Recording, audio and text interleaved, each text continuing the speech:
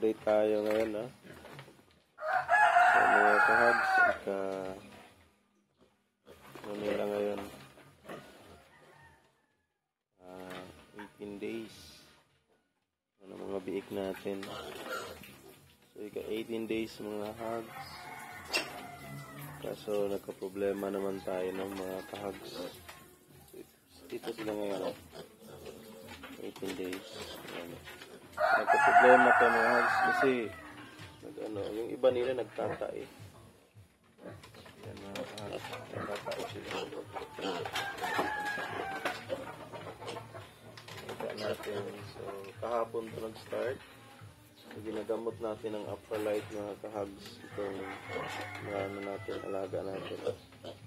Aprolite yung ano natin. So, kahapon lang ng hapon natin bigyan ng Aprolite.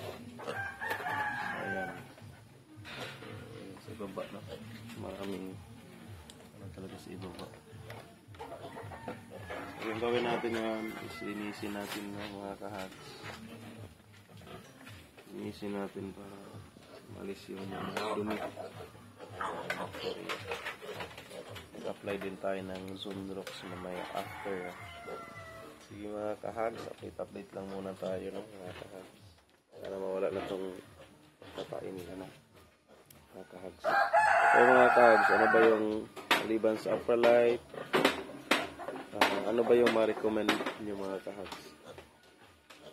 Kasi nag-start pa lang tayo, hindi pa tayo anas talaga. Sige mga hags, comment down below mga kahags. Anong mas mabisang gamot, no, para sa mga biik na nagtatay. 18 days sila ngayon mga kahags. Salamat mga kahags.